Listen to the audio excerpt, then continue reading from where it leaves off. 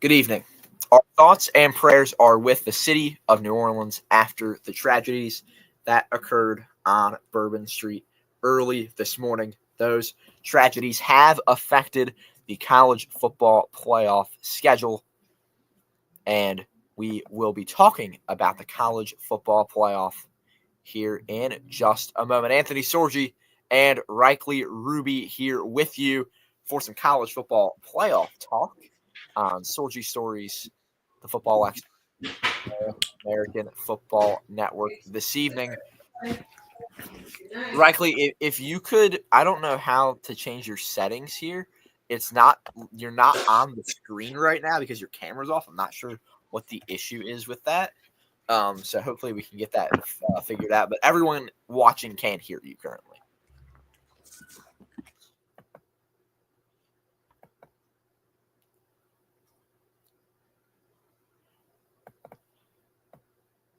You there?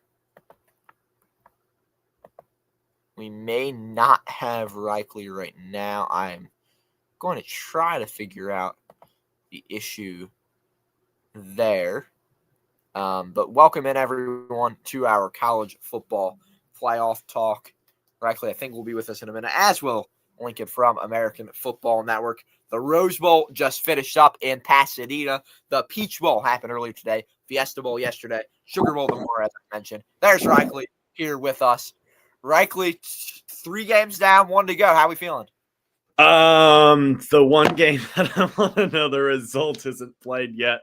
So still nervous and anxious. But overall, when it comes to the games, very intrigued. I think Penn State, Boise State was about expected. Like, I think that the game played out pretty in line to expectations. Yeah. But the Arizona-Texas game was so close. It possibly was the best game we've had in the playoffs. Yeah. If not one of the best games we've seen all season, considering the stakes and stuff like that. And then you had an Ohio State-Oregon game that we all thought was going to be close, including myself. I got the winner right, but that's about all I got right about the game. That was not close. That was terrible showing from Oregon. But I will say one thing. There is a stat that I don't know what it is now updated. But when Notre Dame played Clemson in 2020 for the second time, there's a stat of whenever I think it's 7 teams match up, or top 5 or whatever it is, match up twice in a season. The team that won the first matchup has always lost the second matchup, with the average score being like a 19-point difference. Yeah. So it's like a massive point differential and everything like that. So should I have been as surprised? Maybe not, because I think Ohio State, they just proved why they're a good team. They are a good team. And to be completely honest, they're going to make the national championship. I do not see Texas beating them. And I don't just mean because of watching today. I mean because of watching today, watching Tennessee. This Ohio State team is out for vengeance, and they're good. They're good, and I do not see Texas being able to slow them down. Yeah, I agree with that. Let's take a look at the comment section, folks. 6 of you watching, make sure to give your comments and thoughts. Yeah, I agree. Ohio State at this point, the team to beat in college football, based off of the way they've played these last 2 games. College Football Network saying Ohio State against the world.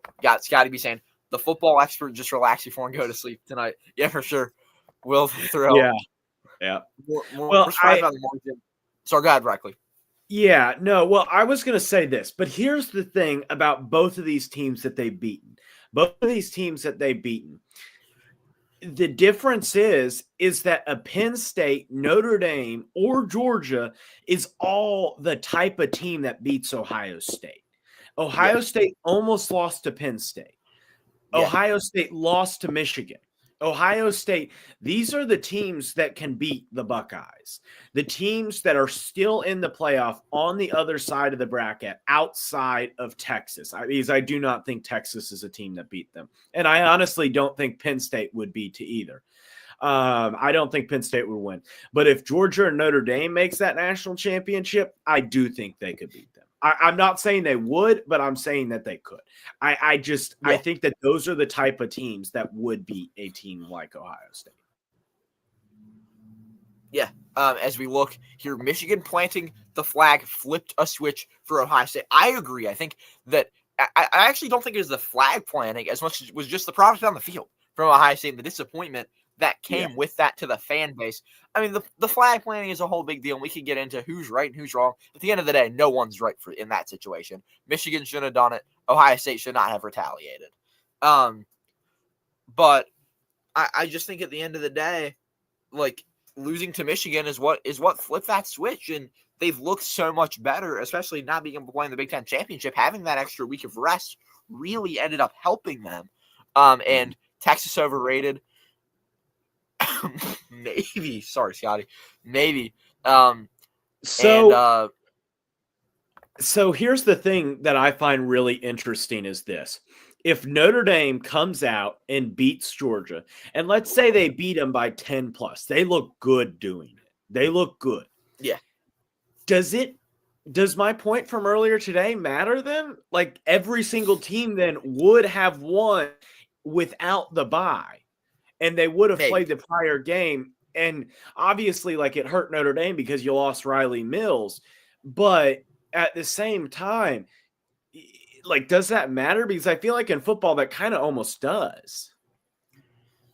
Yeah, I think it does, but I don't think it's to the extent of baseball. We talk about the baseball break so much and how that's hurt higher seeds. I don't think it's quite to that extent, but I think what we saw from Arizona State is it took them a while to get warmed up. I think that might be part of it. It's about setting the tone early. It's about, getting out to a hot start more than anything. That's why I said for that, I'll just use the example of Phillies-Mets. In that series, I said, if the Phillies lose game one, they are losing the series. Just because you have to get out to a hot start off of a break, and Oregon didn't do so. It's all about just the way that you prepare, I think, more than anything in football. It's just about the way you get ready, and if you can get the ball first and you can get a score on the board, you're good. But if not, you're going to struggle. Dom Camp in the chat saying, OSU has the best pass defense in the league. UGA defense has gone under this. UGA is always going to have a good defense, no matter what. It's that simple. Yeah. And then we see. Sorry, go ahead, Brackley. No, you're fine. So I think that looking at this game, looking at the matchups, it does bring up a interesting proposition because honestly, I don't think what does it mean for Oregon? Like, I it brings up, like I said, an interesting proposition. Like, how does Oregon view this season? I think it's a success, but at the same time, man, that's a sour taste to have in your mouth after losing to a team by 20.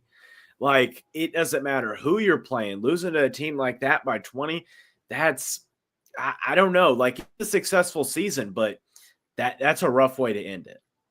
Yeah, for sure. Notre Dame, Ohio State, natty game. How we feeling? I wouldn't be very surprised at all by a Notre Dame, Ohio State natty at this point, especially like I think I predicted Notre Dame to go to the national championship. I think it's very likely that they do because you got to beat Georgia. But after you beat Georgia, if you can beat Georgia, you can definitely beat Penn State because Penn State's just a worse version of Georgia. And if Notre Dame does that, then it's Notre Dame and Marcus Freeman versus his old team in Ohio State. And man, that would be a matchup. Don't get me wrong. I would rather play Texas, but at the same time, would I rather be able to have a game in which Notre Dame is playing Ohio State, plays the best of the best? Because at this point, is anybody going to say that Ohio State isn't as good of a team as any of the teams last year, possibly? Because I think that was the question coming into this postseason was like, none of these teams last year would have beaten the teams from the past year or the year before that or stuff like that. And thinking about it, I disagree now. The Ohio State team, they look dominant. I would love to see anybody try to guard Jeremiah Smith. And to be honest, as a Notre Dame fan, the thing that sucks is if we had Benjamin Morrison, I'm not worried about Jeremiah Smith one iota. Just put Benjamin Morrison on him, and we won't hear anything about Jeremiah Smith other than the fact that he can't get a ball the entire game. Yeah. So I don't. I'm kind of disappointed with that because Notre Dame's injuries. Don't get me wrong, it next man up mentality, but an injury like Benjamin Morrison or an injury like Riley Mills, that may cost us the national championship if we do make it. But if Notre Dame plays Ohio State, even as a Notre Dame fan, I'd have to give the slight edge to the Buckeyes. But I have to see how we look. If we do the same thing to Georgia that Ohio State just did, well, let's go ahead and let's call the national championship Notre Dame Ohio State. I don't know, but do I think Notre Dame's going to do that to Georgia? No. But at the same time, if they do, then that's a whole different conversation. But if they beat them by like 7 points, maybe 10 points, and they look decent, they beat them, then I think that I would have to give the edge to the Buckeyes. But I don't think Penn State's it. I don't think Texas is it. Though I think Texas will be a lot more competitive than people think after watching the Arizona State game and after watching the Oregon game. Yeah. Because I think people will be really low on Texas and really high on Ohio State. Yeah. And all of a sudden, it will be like, this is a close game. Yeah, guys, it's going to be a close game.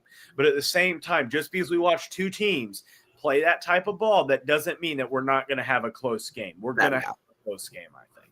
Yeah, let's head to the comments before we look at the bracket. Because of the result today, there's no longer – yeah, for sure. I mean, you're not going to have an undefeated team winning the Natty this year. And even if Georgia – if Georgia beats Notre Dame, I agree. Penn State, I think, is the favorite over Georgia in that one, in my opinion.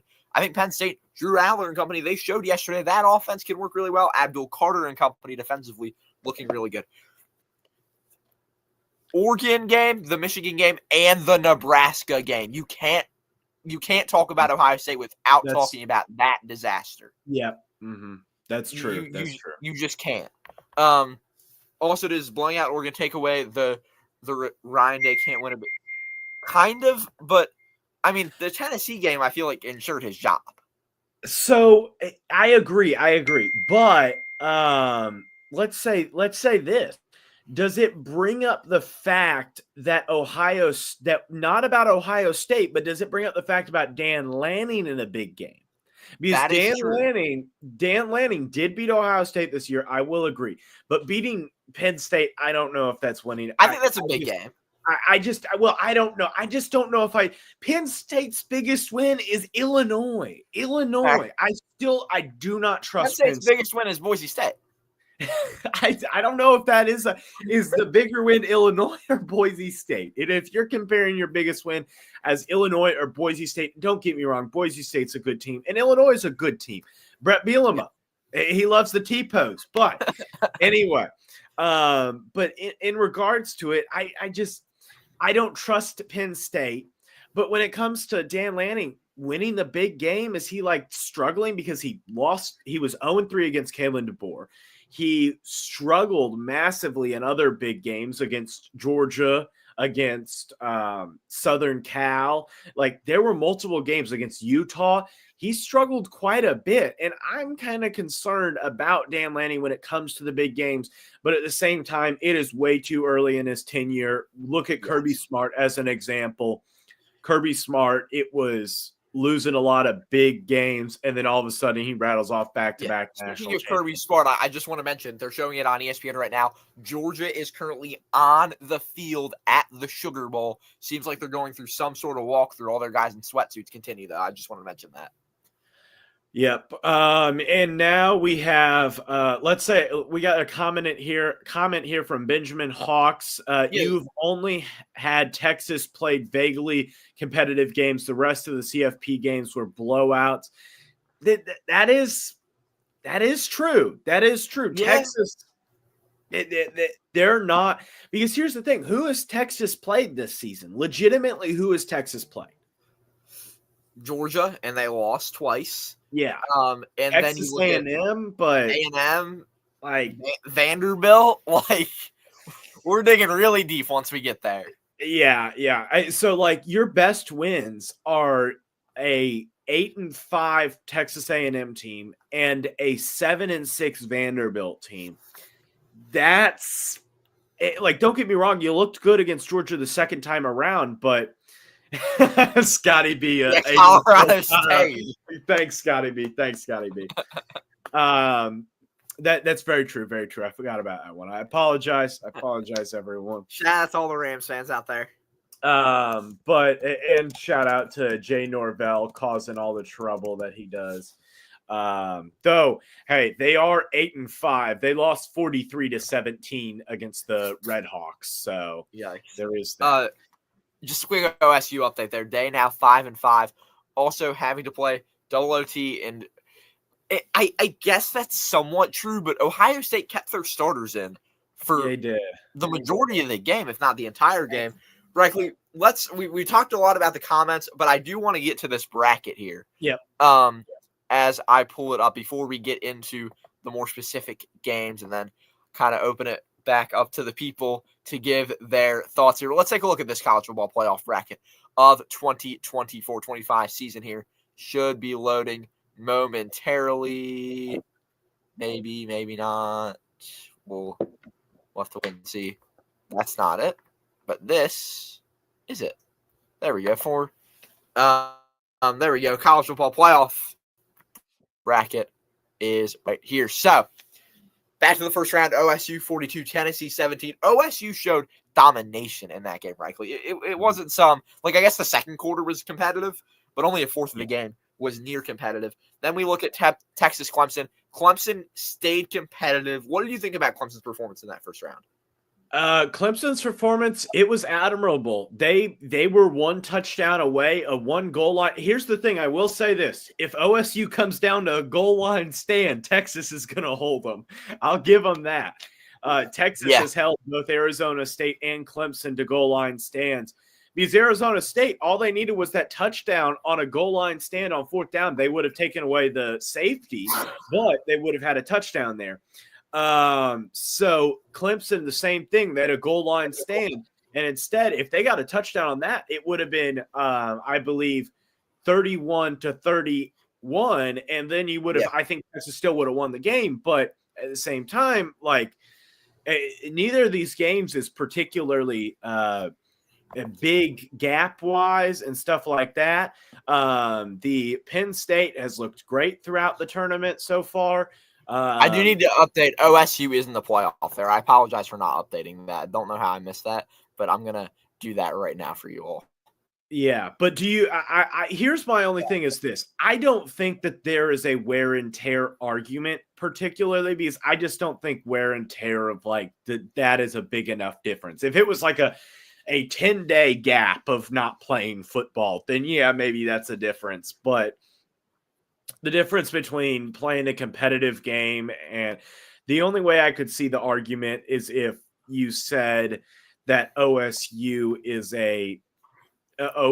did not have the emotional joyride that Texas had, and the wear and tear. But I still don't think emotionally it was that bad.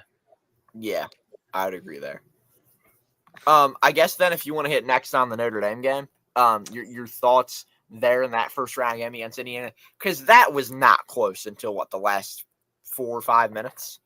The last minute in 47, right before Indiana got a first down and then got a touchdown. They got a touchdown, then a 2-point conversion, and then the most perfect of perfect onside kicks. The bounce was as perfect as one gets. But at the same time, Notre Dame gave those up. They did count. It wasn't regulation, so it does count. But yeah, Notre Dame, it wasn't that Indiana game was not even within 10 where it was a close-ish game. It was 27-3. And it was not close. I wouldn't have admitted it at the time, but after Jeremiah Love broke the 98-yard touchdown, I was pretty happy with where we were at, to be honest.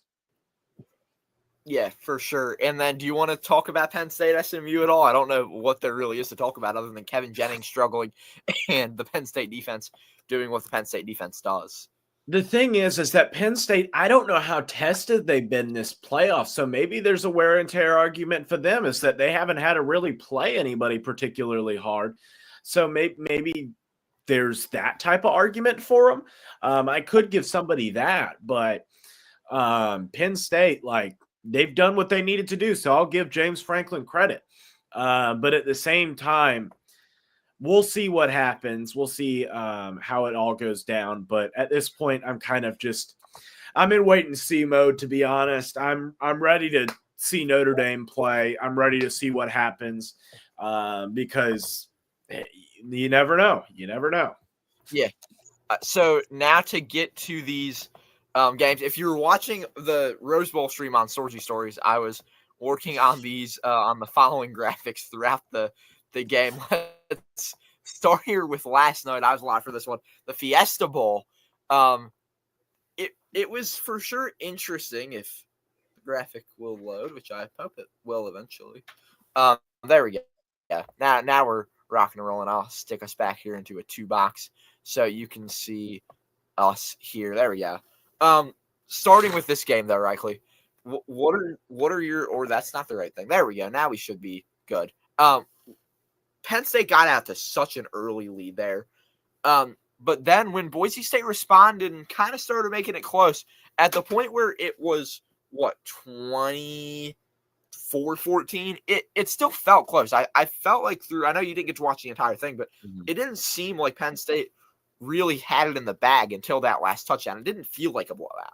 No, I agree, because Boise State, it was the interception or the turnover on downs that gave Penn State the ball back, and it could have been a touchdown, flip that score around.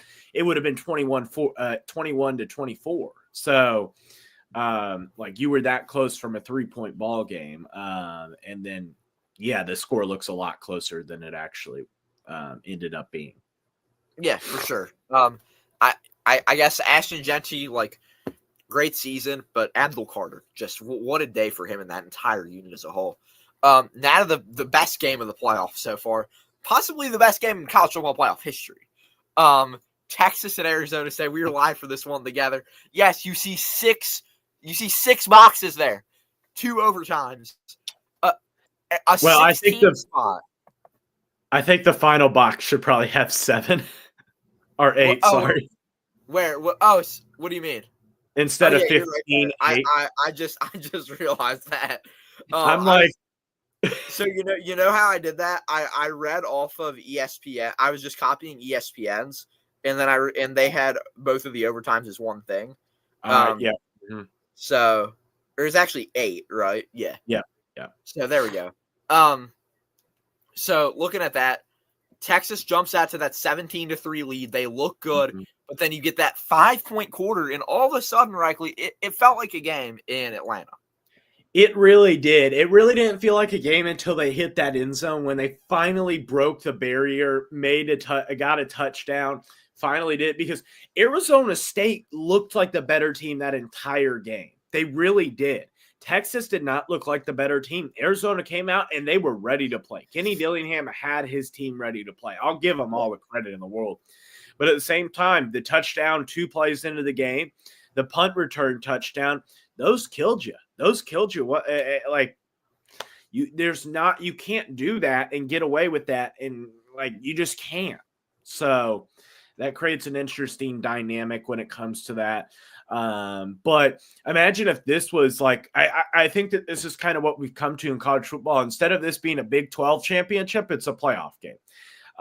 So I like that better than it being a Big 12 championship. A, I'm a Notre Dame fan, but B, we'll see. But yeah, Sam Leavitt will definitely be back next season, just a freshman. So I'm sure he's going to be getting some NIL money. There's no doubt. Yeah, he's going to be getting some NIL from the people there in the Valley of the Sun. A little bit of a big, business area in Phoenix, a growing market business-wise, and not too far away from beautiful Tempe, Arizona, home of the ASU. But that 16 spot in the fourth quarter, I feel like that was the best quarter of football I have seen played by anyone in this college football playoff. You mean Scadaboo's fourth quarter, right? Yeah. That was just plainly, like, don't get me wrong, Arizona State, it's a team effort, but Scadaboo, the touchdown pass, the rushing touchdown, like, dude he was doing it all. He literally did it all. He was responsible for all 3 touchdowns that Arizona State scored. Yeah, for sure. As we look here, and you talked about Scatterboo, he won offensive MVP for the game. And he deserved to, yeah. Yeah, like he is a he's a talent without a doubt. So overtime though, how do you feel about that overtime? I think that Arizona State, all they had to do was not run cover 0. Like, I don't know. Yeah. I still don't get going back to the play because, yeah, I do think Arizona State fans have a gripe with the targeting call. I think we both said that live on broadcast that was a targeting penalty. But at the same time, you can't give up 4th and 13 and run cover 0. Like, I don't get why you're running a blitz pickup. Why aren't you running cover? It's 4th and 13. Like, I get rushing the passer with maybe 5 guys. But at the same time, like, I get the aggression, but like you better have the athletes that Notre Dame does when Notre Dame runs cover 0. When Notre Dame runs cover 0 with all man defense behind it, it's because Notre Dame has athletes like Benjamin Morrison and Christian Gray and Leonard Moore and Rod Hurt and stuff like that. Because Notre Dame has the athletes to do that. Arizona State does not have the cornerbacks to be able to be putting all their guys on an island. Yeah, I would agree with that. And for ASU, yeah, they should have won the game. The targeting call sucked. But for them, great season. Very, very respectable season for them as we look here. And yeah, this is for sure a great comment by Scotty B. Now, no one will debate whether they should have been there. They showed that, or arguably they showed that they're, you can debate depending on how Penn State plays in this next round. You could argue they're a top 5 team in the country the way they play. Mm-hmm. They showed that they are that caliber of a program, and Leavitt returns next year. This team is going to be good for a lot of years to come. It'll be interesting to see. And yeah, Penn State, or if Arizona State gives, yeah, exactly. It's just so many of those little things, big mistakes in that case. But let's take a look at the Rose Bowl. Now that just wrapped up about an hour or so ago. We should be on that graphic here, hopefully. There we go. From beautiful Pasadena, California, the LA skyline not too far away. That 34-0 deficit, rightly. I mean, that was insane to watch Ryan Day's team go on a run. If you take out the 24-0 deficit, or excuse me, the 34-0 deficit, after that, Oregon played really well. But when you get in a hole like that after not playing for 2 weeks, it's going to be rough. Yeah, I don't even know how to explain a deficit like that. Like, yeah. I could not tell you. Oregon looked like they had no answers, literally nothing. Like they had done nothing since the Big Ten championship game. It looked like they sat on their backs. They rested. They didn't do any practices. They didn't do any film watching. They looked like they did nothing. They did nothing offensively. They had every coverage bust imaginable. They looked awful. They looked absolutely atrocious. They looked like it was Ohio State playing a group of 5 team, maybe an FCS team. They were awful. 34-0 in a first half. Ohio State does that to FCS teams they play. They didn't even do that to the MAC team they played this. They didn't even do that to Marshall. Yeah, I know. Yeah. Like, it's a Sun Belt, not MAC. But, no. Like, what?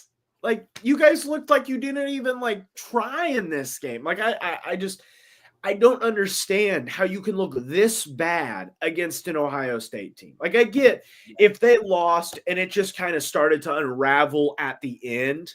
Like, if this score was switched, where Oregon, like the second half score was switched with the first half score, I would kind of understand that if everything just started to unravel, your adjustments just didn't work, and Ohio State started running the ball down your throat, or Jeremiah Smith just got a couple open touchdowns and it was just over. But it was just basic coverage bus where you're just leaving the post safety to cover in between Jeremiah Smith and Emick Mbuka on one side and another. Who are you supposed to choose, Mbuka or Smith? Like, I don't know what to tell you. Like, it was atrocious. Let's say Dan Lanning, that was an atrocious coaching job. It relies on the players playing bad, but that's strictly on the coach, in my opinion. That's on the coach. Let's take a look at the comment section. Dom Camp saying 3-9 for 2 years straight. Look at them now for sure. We see my boy Mikey in the chat. What's up, Mikey? Good to see you in here. Too bad Scatterboo is gone after the season. Big loss for the Sun Devils for sure. Can't start slow at the end of the day. Nobody comes back from 21 points or more for sure. I would agree with that. Granted, I've been on bad receiving. On the bad receiving end where comebacks like that. Baylor. Yeah, exactly. Exactly, Scotty. We've all seen, we've seen 28-3 on the pro level. We've seen crazy things happen on the college level. But it was getting to the territory where you thought it might be like the what year was it when USC won 49-0? Michigan beat USC in Michigan 48. Yeah, we thought it was going to start looking toward like the 48, where it was a 49-0 game. Yeah. But Oregon able to come back, and they did something. But rightly, I know this is the game that you're waiting for. Tomorrow, 4 p.m. kickoff in New Orleans at the Superdome again. If you're just joining us, we opened it with it at the top of the stream. Prayers go out to New Orleans. Hope they get everything under control. And again, this is the current time. There is obviously that chance that if something else were to happen, or if there were a security risk that came about, they would have to move it back potentially farther. We obviously hope and pray that does not happen, but that is the current time and date for the game. Tomorrow, 4 p.m. Eastern. Reichley, what's the confidence level going into this? Like I said, out of a 10, it's like a 6.5. Like, I feel confident, but I don't know. Like, it's an interesting environment. I don't know. I don't know. I'm just ready for this. I'm so ready for this game to be played. I was mentally ready for it. Now I just want this game to be played and be over with, because I was prepared, and then now it's just like the longer this goes on, the worse it's gonna be for me mental health wise. I'm just like, man, I just want this game to be done. Like, even if it was a loss, like, I just want to know what the result is. Yeah, for sure. I get that. So there is that. Yeah. Rightfully, before we, I guess, drop the link and let the people chat with us, I'll let you. I don't know if there's anything what you want to say. I'm about to text Lincoln quickly here. Yeah, he should be coming on soon. He texted me 20 minutes ago. Yeah, he said that he's still on the way back right now. Traffic's been pretty bad. Okay. But yeah, anything you got on your end that you want to talk about? Not particularly. I don't have anything particular. Okay. Let me just quickly send this before we get into it all.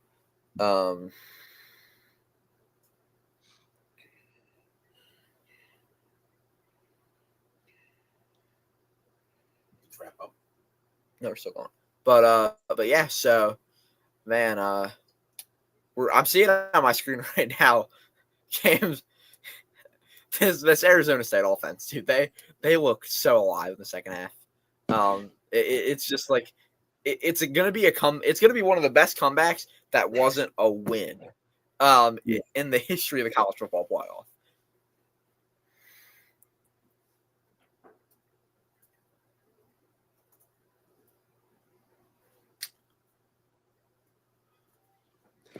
Do you know how close Lincoln is? No clue. Not quite sure yet. Okay. But yeah, so I guess we'll go ahead and drop the link in here. So I'll put this in the comment section. Just if you're a college football guy or gal, whatever, just stop in and we'll chat with you for a minute. Because we have a decent audience, I'm guessing that we're gonna have to keep people moving in and out. But we'll think of it like a radio show. We've all listened to sports radio where you get the crazy callers. Here in Philadelphia, it's insane. But I know it's not as bad down there in South Carolina as it is here. It's interesting in South Carolina. We did have the Dabo moment, so yeah, it does. Yeah, that's true. That is true. I didn't even think about that. So yeah, well, just all I'll ask if you are in the back room, please put your camera on so we can see you and know that you're not a crazy person. That's my only real request is that you just when you're on screen, you don't have to have your camera on, but just when you're in the background, just please, and obviously keep it family friendly. We don't need any crazy amounts of cursing going on either here.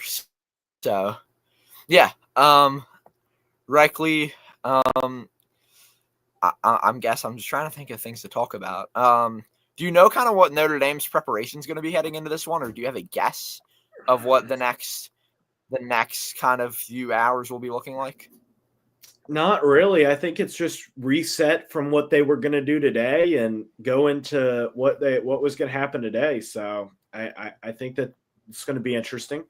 I think you'll get up a couple hours earlier, but outside of that, I think Notre Dame's preparation, you're probably going to be in the same mentality, try to lock it in and stay in the zone because it's an environment that you're not at your home place. You have not played on the road much this season, but you have played in a lot of neutral sites.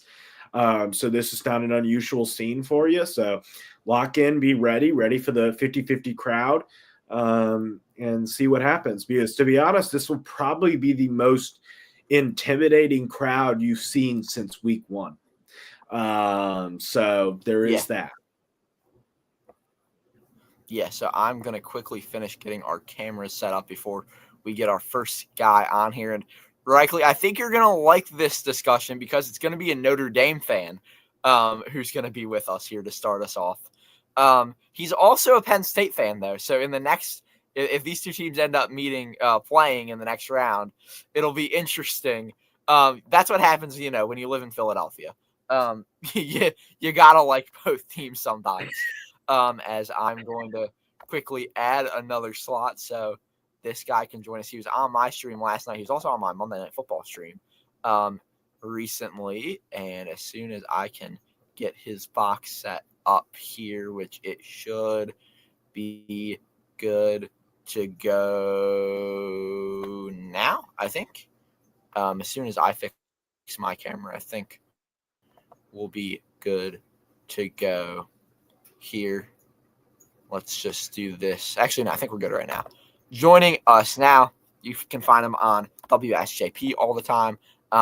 He'll be color guy for Devon Prep, St. Joe's Prep, Devon Prep basketball on Friday. But on YouTube, he is RTG Ryan the Great. Ryan Sullivan, welcome in. How we doing? I feel like I'm on this channel more than my own, but nonetheless.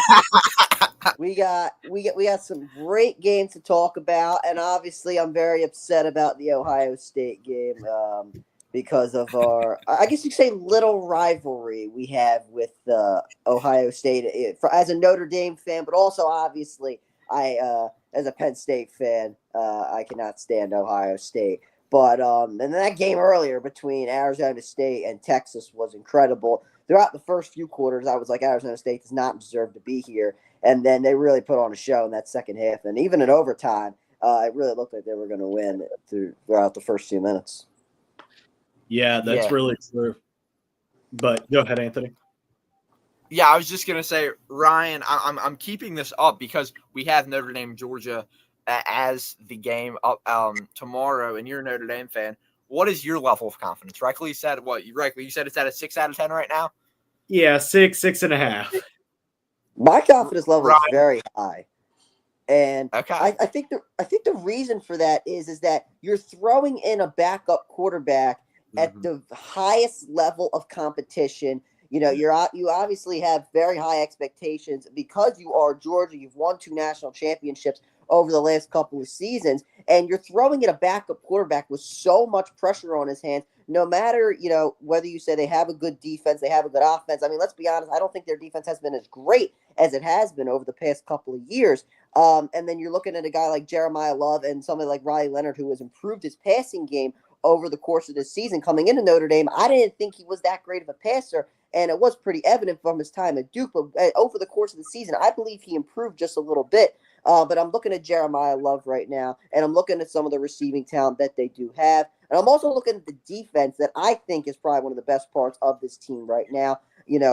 These guys are lights out. They shut down Indiana, and they did an incredible job there. They've done a really great job over the course of this season. Now, the level of competition is obviously something you do have to take into consideration here. They obviously beat A&M, who turned out to not be such a great team in the beginning of the year. And then throughout the course of the year, you didn't see that much of a level of competition. But once again, I don't know if it's because Notre Dame is that great. I don't think any team in the college football playoff is that great, to be honest with you. But I don't know if it's that Notre Dame is the greatest team in the world. I just think you're throwing a backup quarterback in there at the wrong place at the wrong time. So right now, my confidence level, I'd say like 8 out of 10. I'm very confident in the Notre Dame Fighting Irish. And so I'll ask you, because Ryan, you talked about no team being that great. Ohio State. What do you think about that one? They're, as much as I hate to say it, they're probably the favorites right now. I mean,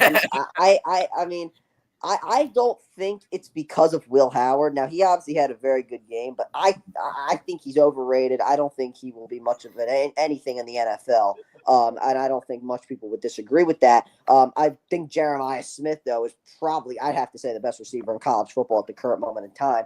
And if you look at the receiving core of Ohio State, you're looking at Bucko, who is probably, I'd say, the second or third best receiver in the upcoming draft. But then Jeremiah Smith is obviously dominant. And then you're looking at the defensive end for Ohio State. I mean, there's really not a spot with Ohio State right now where you can say that they are weak.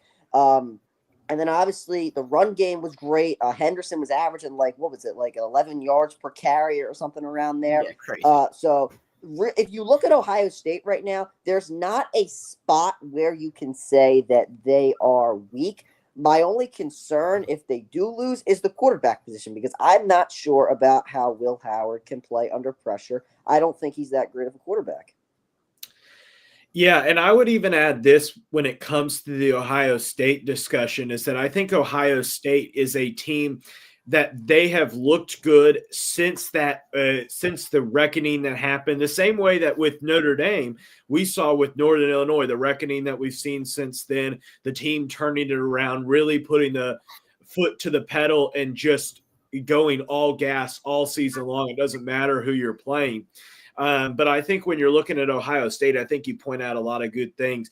Wide receiver core wise, it's probably the best wide receiver core in the country, though I think Ryan Williams would have an argument about him being the better wide receiver to Jeremiah Smith, though I think you're picking out of two elite wide receivers either way. The fact that the two best wide receivers in college football are younger than me is a little weird, but whatever. That feels weird now. But the fact that looking at this bracket right now, I got to see how Notre Dame looks. I got to see how they look against Georgia. But if you're able to beat Georgia, I pointed this out. If you're able to beat Georgia, then you can definitely beat a worse version of Georgia in Penn State. So let's say that happens. Let's say you beat Georgia. Let's say you beat Penn State.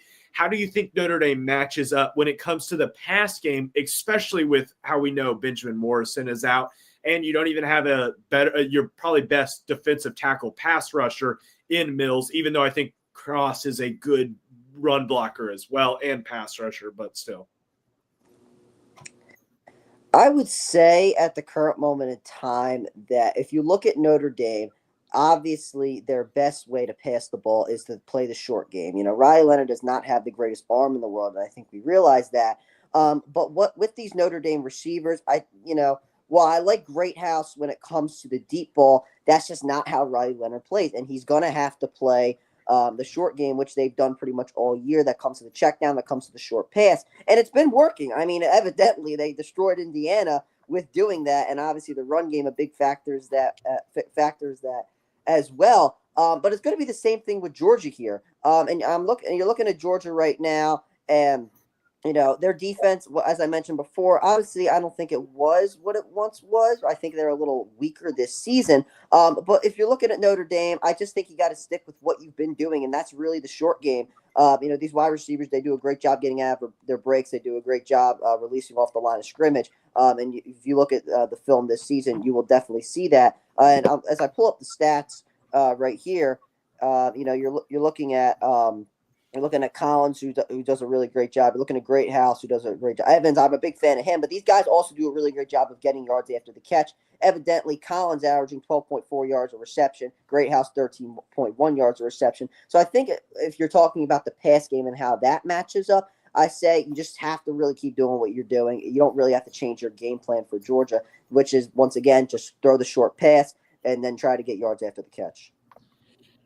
Yeah, and I would even add this. I think that both Greathouse and Collins are good wide receivers, but I think I would say at this point, Faison is probably the best wide receiver on Notre Dame's roster, especially in the short pass game. Like I have not I've lived in Illinois for the first 12 years of my life, and now I've lived the last 8 years in South Carolina. Neither of those two states has anything to do with lacrosse in any way, shape, or form. I know with being in Pennsylvania, that's a much bigger thing. Obviously, have the national championship there in Philadelphia the past couple of seasons where the Irish have taken home that trophy. But that's neither here nor there right now. But Jordan Faison, when it does come to lacrosse, I think that translates a lot when it comes to the tunnel game and the screen game, particularly with how he uses his lacrosse footwork to be able to beat up cornerbacks and safeties alike, where they just struggle to be able to stop him when it comes to his elite footwork. Because you have to learn that so well in the cross when you're trying to keep your stick away from a defender and stuff like that. So I think that's definitely been an advantage that Faison has had in that short passing game. Yeah, I definitely would agree there, and I think Faison has done very, very good. I'm a little, though, concerned about his yards after the catch. Well, once again, the screen would probably work. I think, something that he needs to do, I think he needs to get yards after the catch. Currently, I mean, you're looking at the average yards per reception. He is one of probably the lowest out of the top receivers on the team right now. Even Jeremiah Love with more receiving yards than him. Right now, overall pass game, I mean, you made some great points there in talking about the pass game with Notre Dame, but I still say you just don't really have to change anything against Georgia at the end of the day. Mm-hmm.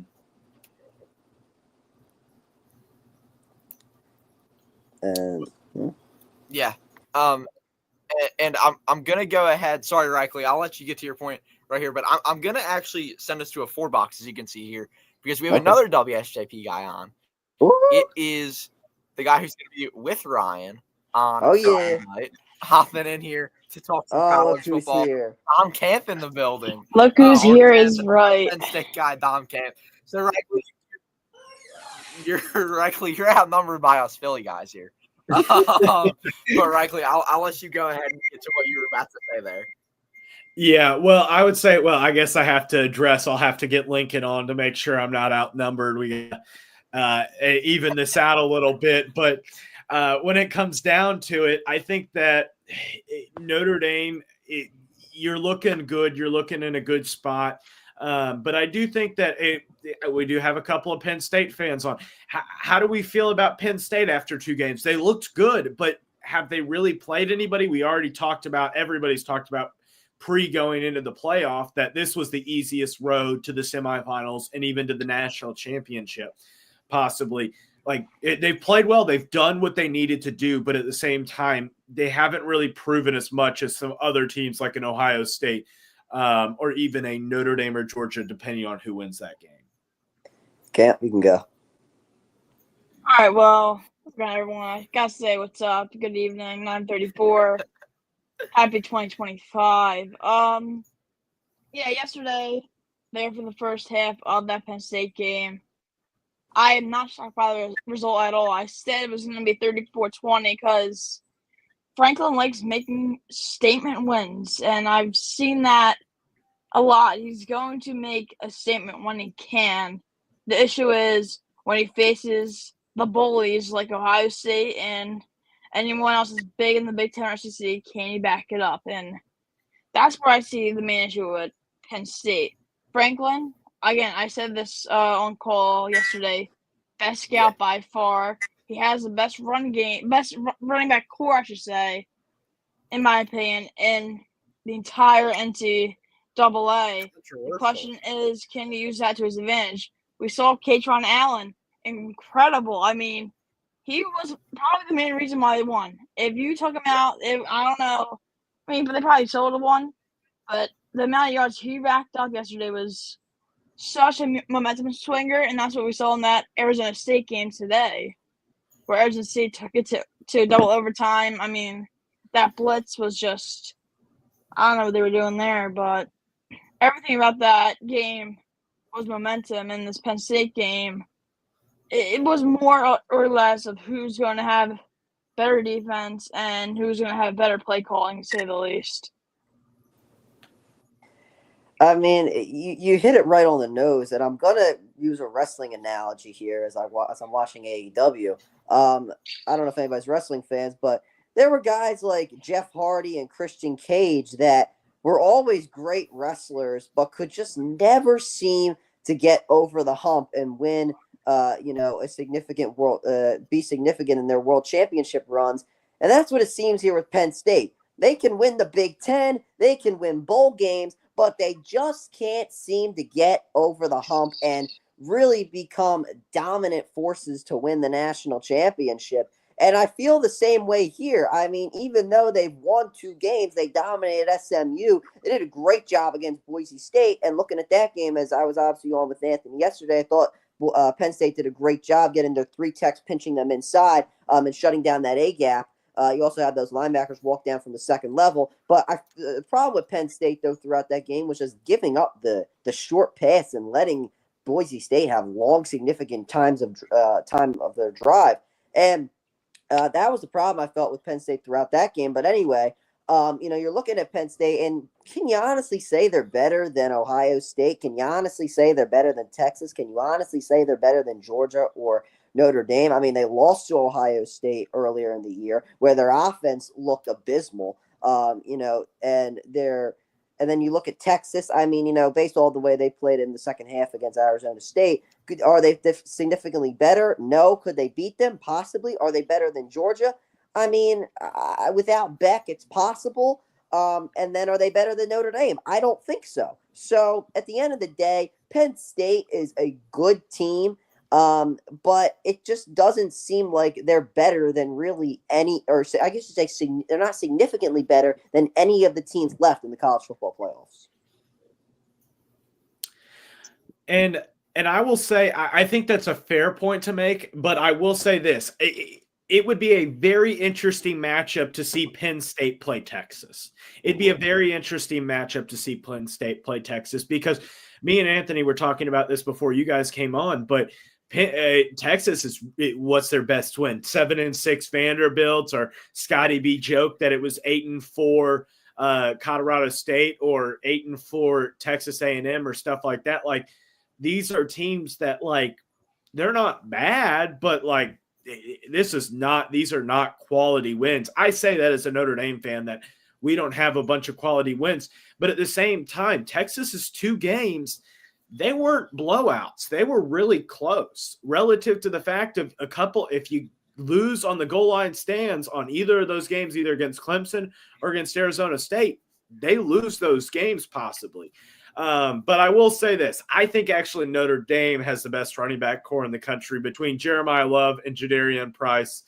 I think that's I think that's an interesting argument. What do we think here? I'm going to pick Notre Dame. What do we think? Penn State or Notre Dame running back core? You're making me choose. I'm giving a third answer here. I'm giving a third answer. Ohio State. Like, did you watch Henderson and Junkins today? I mean, they were dominant. They're good, but I will factor in this one thing. And we talked about this before the game, so it's not like I'm doing revisionist history. But Oregon does not have a good defense. Oregon has a bad defense. That is true. I don't know if I would stack Oregon up. I would more stack Penn State up. And it wasn't like those two running backs were special against Penn State's defensive line. That is fair. I'm just saying you got to consider them in the conversation. I don't think they're there, but like Notre Dame and Penn State are very evenly matched in the running back game. They very much are. You're making me choose. I don't like this. I don't know. I think as a tandem, like I think Jeremiah Love is probably better than Allen and Singleton because individually. Because when you take into consider the passing game, obviously, I think Jeremiah Love has the advantage there. I would say as a tandem, you would have to take Allen and Singleton because they do have similar play styles. But one can be more dominant than the other on any given day, and you don't know which one that's going to be. Like Nicholas Singleton, I think is better than Katron Allen, but Allen was dominant against the Boise State defense. And when you look at, I want to stress again, tandem. Like I think both those guys together are better than any two running backs in college football at the current moment in time. And just for that reason alone, that you don't know which one is going to be dominant. And I think really Boise State was probably planning for Nicholas Singleton to have a better game. And he didn't even have a bad game in himself with 50 yards and a touchdown. But Allen was the more dominant running back. So I would go with Allen and Singleton just for the reason that as a tandem, I think they're better than any two running backs in the camp.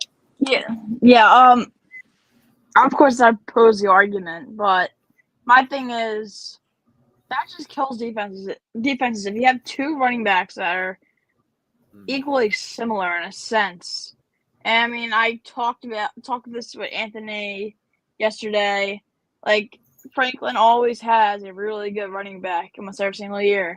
He raises really good running backs every single year. Saquon Barkley, Miles Sanders, and now you got Singleton and Allen, who could both be RB1s for pretty much any team you want, in my opinion. And if you have them together, and you're going to have, say you would have Notre Dame's defense going up against that, or any other powerful defense, it's going to be more of a threat. You got to keep your starters in twice because both of them are going to be damaged. And then, because the issue with that is Penn State's offense is even larger when you have Warren in the conversation. So when you have those three alone, it's just the triple threat right there. So I think for that reason, it does really put them aside from other running backs in a sense. Like with Boise State, if Genty's in, he's either going to block, he's going to be a receiver, he's going to run, obviously. And 9 times out of 10, they're going to give them the ball. But that was the one thing Penn State did well against. They stopped the run with him. And I think with Allen Singleton, they were both able to bust through. And when those 1-yard stops would normally happen, they made it 5-yard gains, in my opinion. So for that reason, I think Penn State does have the best running back core, in my opinion. Anybody else have any arguments? Because I'm in the mood right now.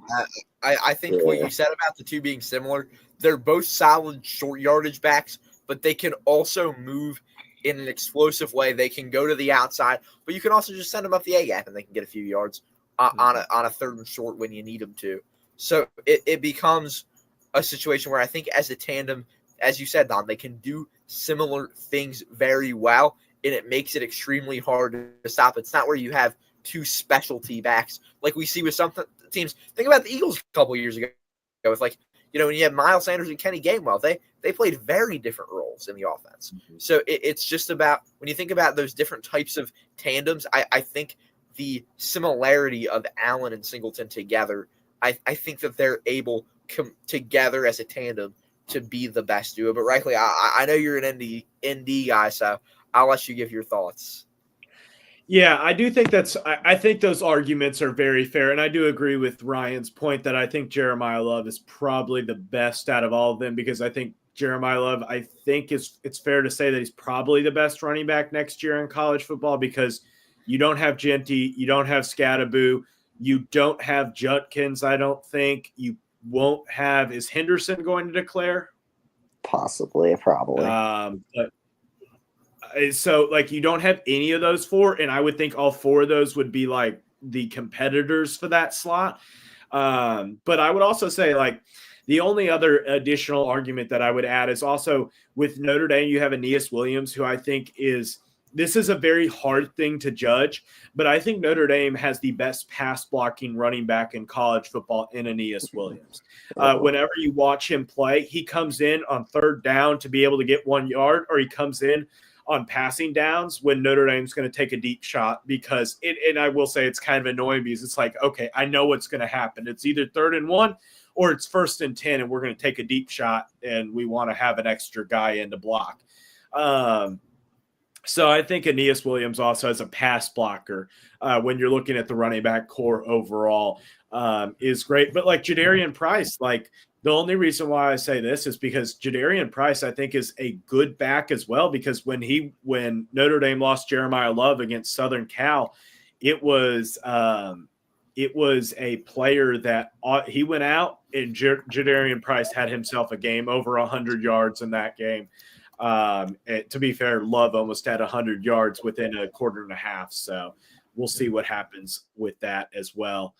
But as Anthony will join us back here in a second, we head to and possibly another team here. What do you guys think of Texas going into this semifinal matchup against Ohio State? How do you think they match up?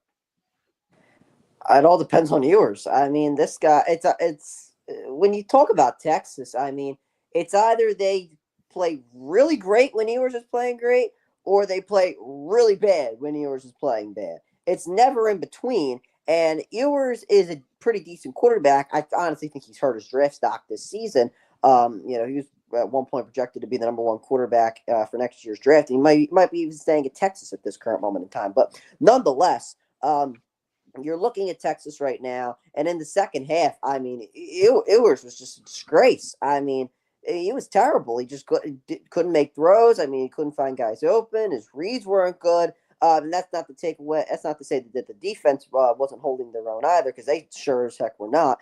But at the end of the day, it all depends on Quinn Ewers and whether he plays hot or whether he plays cold. Because in the first half, you were like, "Oh, Texas has got this. They won." Ewers is actually on his game for once in his life, or at least it looks like he's getting back into it. And that's the reason I thought that Texas was going to dominate Arizona State, because I thought Quinn Ewers was back on his game, which is what he was in the beginning of the season.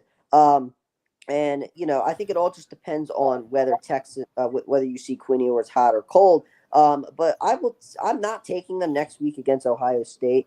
I think that while they can be really, really hot, there's going to be a time, as I said, where they're going to be really, really cold, and where Ewers is not going to play good.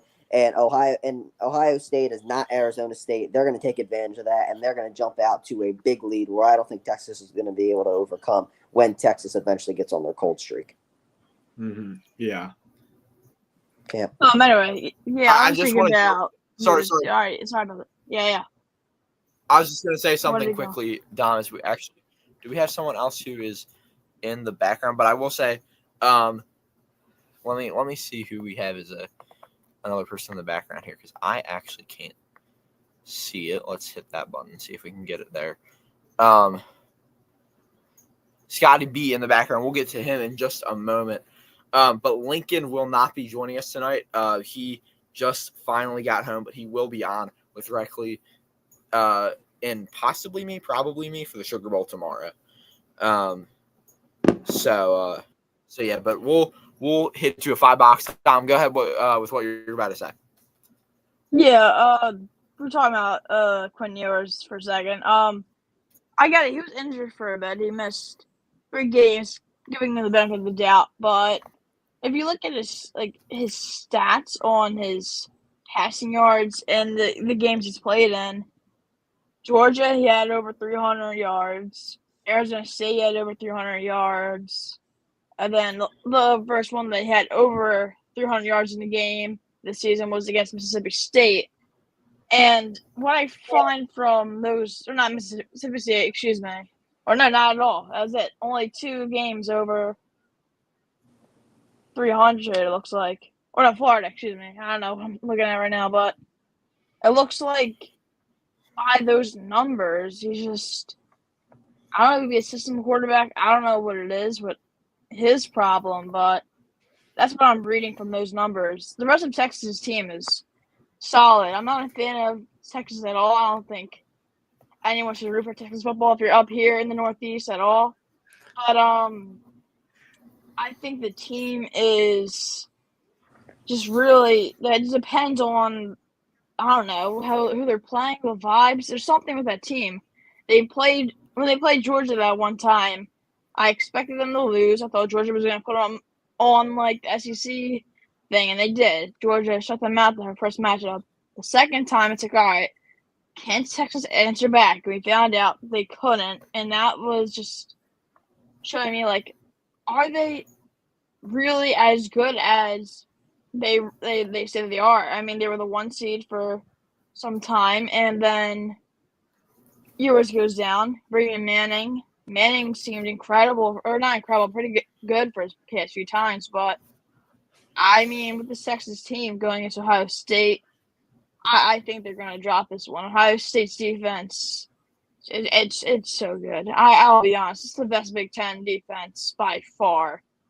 The thing is, when they played Oregon, you're going best defense against best offense, and there was a result. The best defense trumped the best offense in the Big Ten, and I think that just shows that Texas has a lot to go up against. And Quinn Ewers has to really get mentally focused because that second half is a bit sloppy all over for Texas, except that last drive, to say the least. So, yeah, Texas, that probably will leave a lot of question marks in our mind when they play next week. But now I think Ohio State's got it in the bag.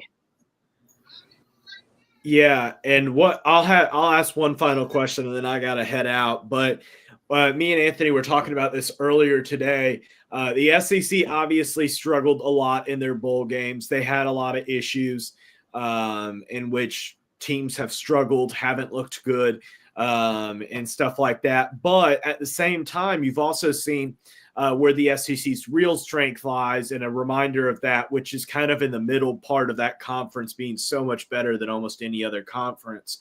Who do you think was the surprise team from the SEC this year? Oh, the surprise team. Well, hold on. I got to pull up the standings for the SEC real quick. Camp, if you want to start off, go ahead. That's probably what I have to do as well. I don't know if anyone really surprised me in general in college football. I know it's I got you. kind of weird to say, but honestly, if you have yours. I would say, Missouri was a good team. They're obviously going to get our guy Josiah Trotter next year. He's great. Honestly, the most surprising team, I would either say Alabama or LSU, and I would say you can make an argument for Alabama. I would say after the Georgia win, they were the most surprising team because then they just fell off a cliff. I mean, you look at Alabama and Ryan Williams had an incredible game against Georgia. I mean, the guy looked like the second coming of Jesus, and then not much after that. But then, I guess over the course of the year, you could say Alabama. But if you're talking about the beginning of the year, LSU was a ranked team. I mean, this was a team that had Brian Kelly. I wasn't the biggest fan of Newsomere. But this team had Brian Kelly as their coach, getting paid a boatload of money. And then, you obviously have decent running backs. You have Durham coming out of the backfield. You have Anderson, you have Lacey, a big fan of him, by the way. But you have a bunch of these guys here, and you just couldn't seem to put it together. I mean, you lost to Miller Moss, who didn't even finish the year in your first game. And then, you're barely beating teams like South Carolina and Ole Miss, who turned out to be pretty decent. But and then you lost to Texas A&M, and you lost to Bama by how much? And then you lost to Florida, who wasn't even ranked. You beat Vanderbilt barely, and then you beat Oklahoma and Baylor to finish off the year in in the Texas Bowl. So I would have to say LSU because this is a team that started off the year as the 13th ranked team and, could have possibly made their way into the college football playoffs. I don't think they would have won, but I mean, they had a decent bit of talent with obviously a coach who was definitely established and is getting paid more money than I'll ever see. So at the end of the day, I would have to say LSU, just because they had some expectations and they failed significantly. Yeah, I think that's a very fair argument. Like my surprise team, and I went in the opposite direction of positivity, but my surprise team was Florida. I thought Florida, like especially when you looked at the end season of how people were thinking about Billy Napier and stuff like that. And the college that I go to, our coach is good friends with Billy Napier. He was his quarterback's coach in college. And so I've cheered for Billy Napier and stuff like that, but he really turned it around. And to be honest, if it wasn't for an injury to DJ Lagaway in the Georgia game, I think they beat Georgia. And if they beat Georgia, like you don't know what happens with the rest of the season. Maybe they play well or stuff like that. So this is a Florida team that I think is on the rise. And I think that was not something that a lot of people expected, because a lot of people were thinking 4-8, 5-7, at a max of 6-6, and they finish off the year 8-5. So I think that was a good year for Florida. Okay. Yeah, I mean, I don't like doing repeats. I think Tennessee, I guess, seems like the best of the leftovers. I mean, can't go Georgia. Expect Georgia to do well. Alabama, expected Milrow to do well with his new guy, Ryan Williams. I think with Tennessee, you got a new quarterback. Your running back now is RB2 last year, Sampson. Now he's RB1, who had very impressive stats this year. I mean, nearly 1,500 yards, 22 touchdowns. That's just not what you expect. And then if you look at last year's stats for the RB1, it was Jalen Wright. He had 4 touchdowns on 1,013 rushing yards. That change alone just kind of surprises me a bit. And the schedule, they played pretty well. I mean, really two tough losses. I get it. Ohio State in the playoffs. Don't worry about that much. That's you're not gonna find that too often. And then they lost to Arkansas by 5. I mean, that's just one of those losses. And there you go with Florida again in overtime, win by 6. But you beat Bama. I mean, there you go. Georgia, you take another loss too, but everything else just seemed positive with Tennessee. And I think they expected Tennessee to be good, but I think Tennessee finished a lot better and a lot higher standings than most people thought. So that'll be my surprise team in the SEC. Before we get to Scotty B, because I know he's going to have a pick here, but I'm going to go both positively and negatively. I talked about this team earlier. It's Ole Miss because they finally won the big game, right? They got the win over Georgia, but the loss to Kentucky was just puzzling in so many ways. So I think it's Ole Miss because, as I said directly earlier, it felt like one big step forward, but just after one big step back with that loss to Kentucky. It feels like they're exactly where they were at the start of the season. And I think Ole Miss going into next year, they're looking at a playoff berth possibly, considering they got a lot of good home games next season. South Carolina is at home. LSU is at home. Georgia on the road, though, is a concern to me. Florida also at home. And, anytime you got to go down to the Swamp, it's a trap game, as we saw this year. So, yeah, that's what I would go with. But Scotty B, welcome in. Do you have any thoughts on the most surprising team in the SEC this year?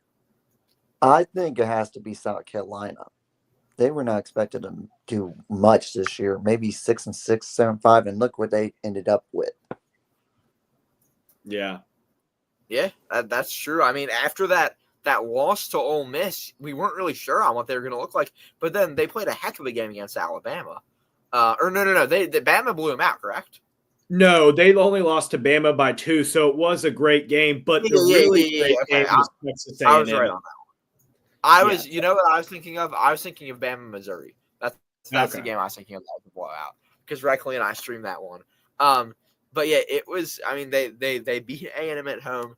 But yeah, I know. Reckley, do you have to head out, or are you going to stick around with us? I'm going to head out. It was a good stream, but I will hopefully see you tomorrow with the stream for the Notre Dame game. Go Irish. Good Irish. to meet you guys. Good to meet you Buena both. suerte. Yeah, definitely. Yeah, Well, I have to agree on that note.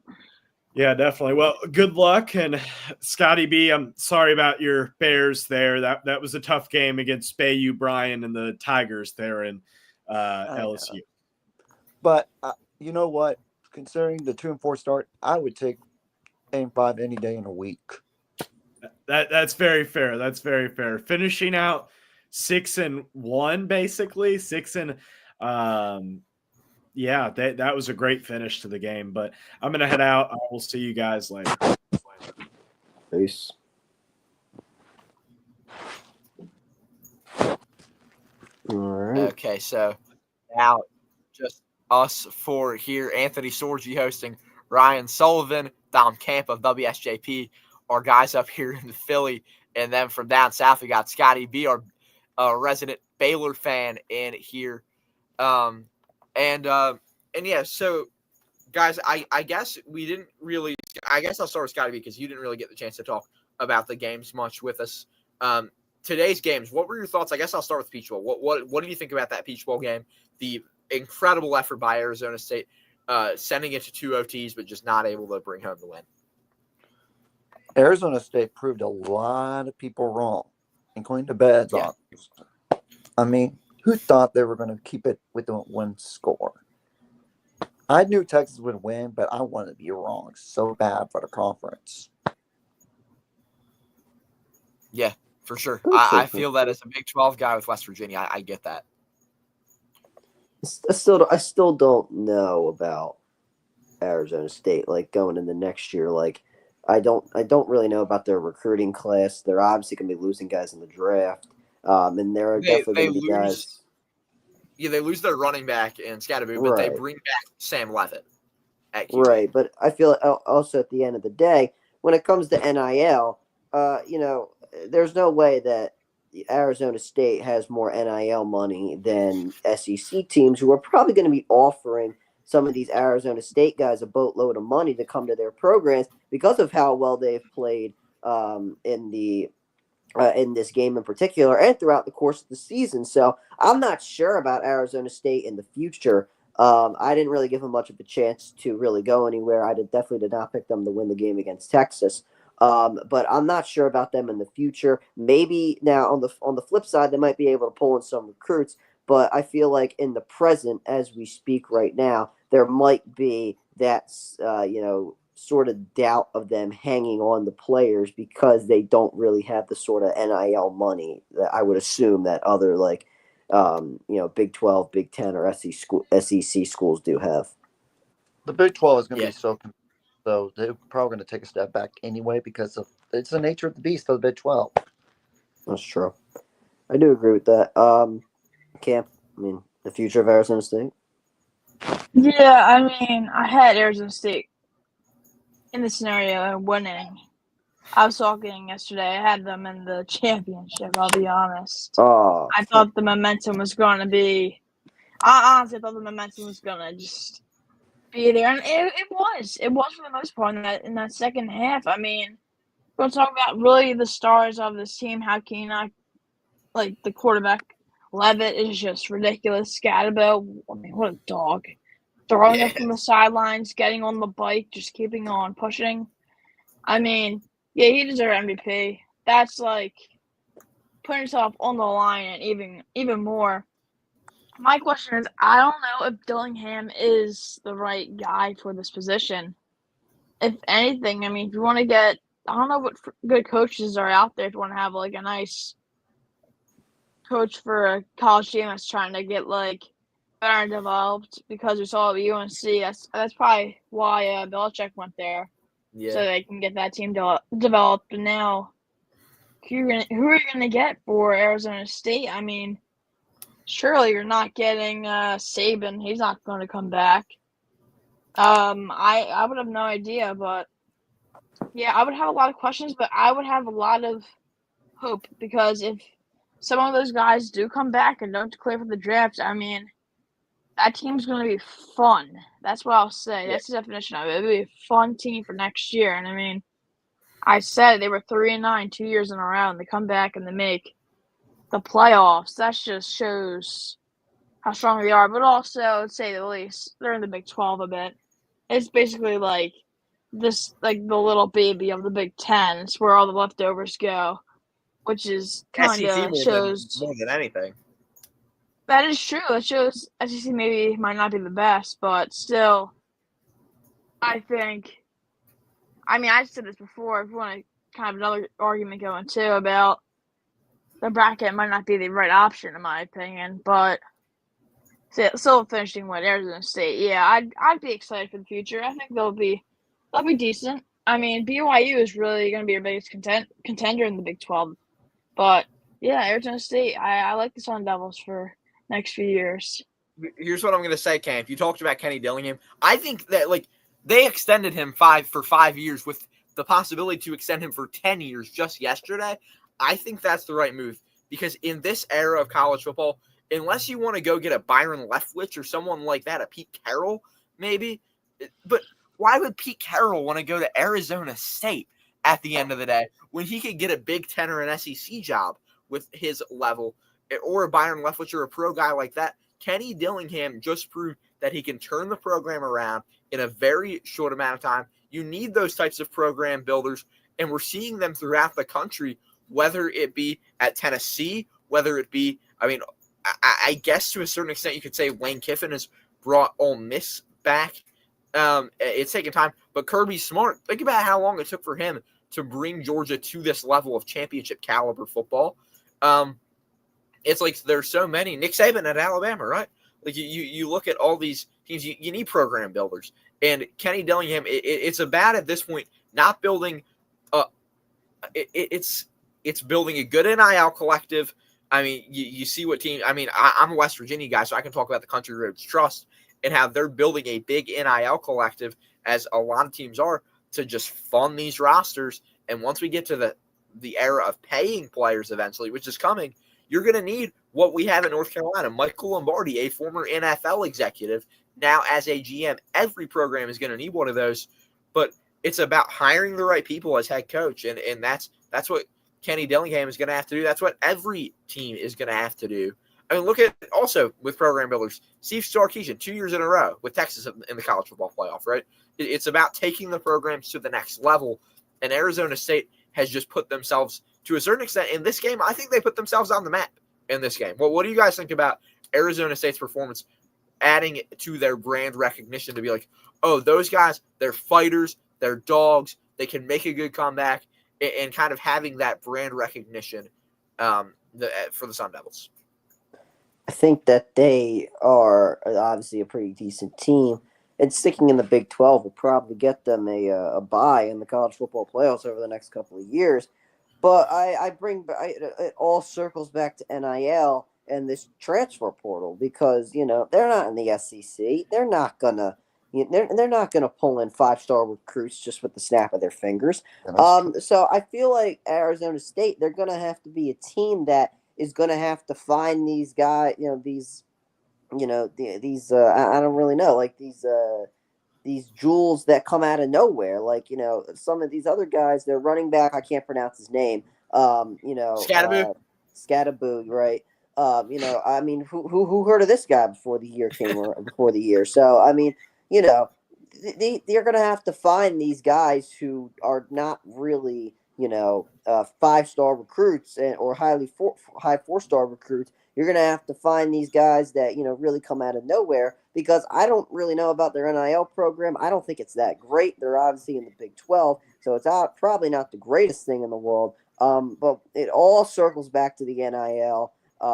And at the end of the day, I just don't know if they have that sort of thing to compete with the other big schools. And once again, this transfer portal, I talked about it just a bit earlier, where some of these guys are going to transfer out. Some of their key role players might be transferring out to better schools, maybe in the SEC, maybe in the Big Ten, who have this sort of money to pay these sort of guys. So I don't know. I feel like Arizona. I would like to say I'm cautiously optimistic about Arizona State. It looks like they have a good future. They're with the run they've been on. They're occasionally going to pull in that four-star recruit. But I kind of would compare them to BYU. A team that a couple of years ago had Zach Wilson, and obviously he was the number 2 overall pick, but he turned into a bum.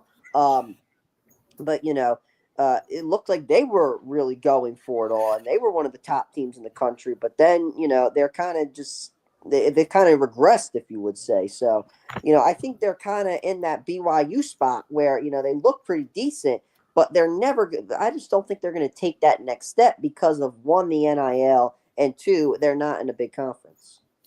Yeah, and before we get to Dom and Scotty, I want to say one thing about the transfer portal. You touched on Josiah Trotter, and I want to mention something. Brand-wise, right? Brand-wise, Missouri isn't that much better of a brand in itself than West Virginia is. West Virginia has probably a bigger audience on the local level, but Missouri is in the SEC, meaning not only will there be more NIL money, but don't forget, guess what? There are going to be a lot more scouts at SEC games than there will be at Big 12 games. When West Virginia is playing Texas Tech, Missouri's playing Bama. And that sets up where you get both more NIL money, but you're also getting a higher recognition from scouts, giving you a better chance to go to the league. Mm-hmm. Exactly. It's all about the NIL. I mean, you can't. It's just ruining the whole thing, I feel like. And I mean, I wrote an 11-page paper on this back in 8th grade, so I didn't hear this. So I was about to say something. I can't say it yet. But is that what? Oh, is that? Yeah, I was about to say something. I connected the dots. Yeah, but it's ruining the whole thing, and I feel bad for Arizona State because they put up a great performance, but they're going to be losing guys to the draft in this portal, and they're just going to be stuck to where they're just going to be stuck where they are right now. They're going to be a decent team. They might make the college football playoffs on a maybe one every 2 years or whatever it is. Maybe once per year. I'm not necessarily sure, but they're not going to get over the hump. They're not going to beat They're not going to beat the teams with the big NIL programs. They're not going to beat the teams that have the reputation. They're just not going to do it. And it's a shame at the end of the day, in my opinion. Yeah, but to talk about Arizona State and their brand and the improvement of their brand and all that, I guess let's start with Scotty B since he's a Big 12 guy. How do you see them being able to compete with Big 12 schools on the recruiting trail in the Southwest, in California, in Texas, maybe a little bit? How do you think, Scotty, or how are you gonna be able to see Arizona State from this game? Think about Boise State, right? When they went to the Fiesta Bowl, or when we see some of these Group of 5 schools, when they would get into these major bowl games, it would instantly improve their brand. Do you think it's that kind of a thing for Boise State here? Or not Boise State, excuse me, Arizona State here. I don't think it's going to hurt them.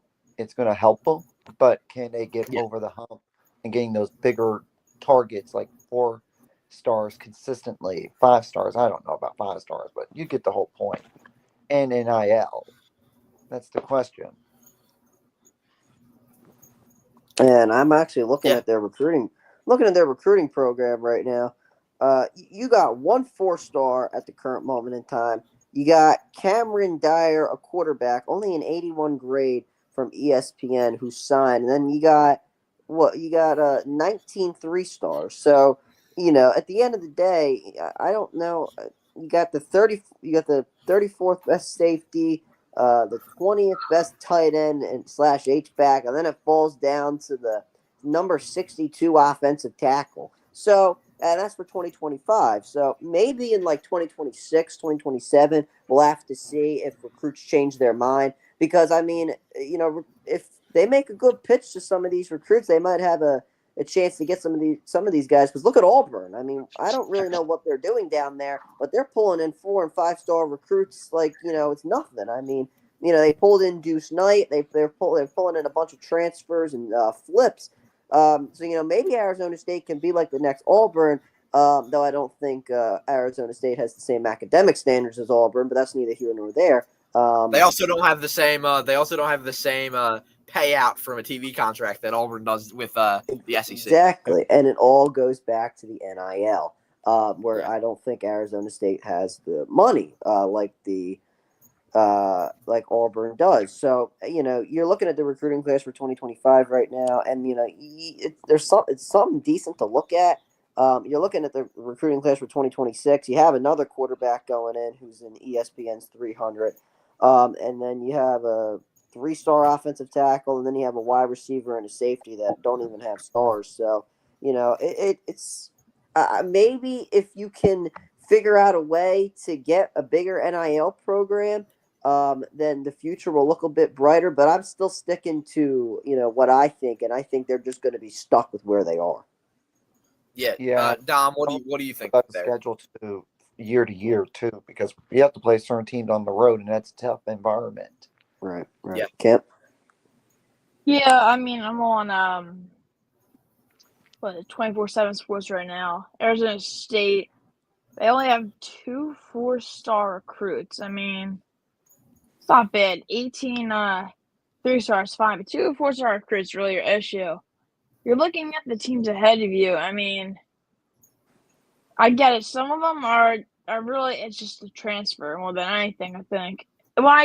NIL, again, it goes hand in hand with transfer.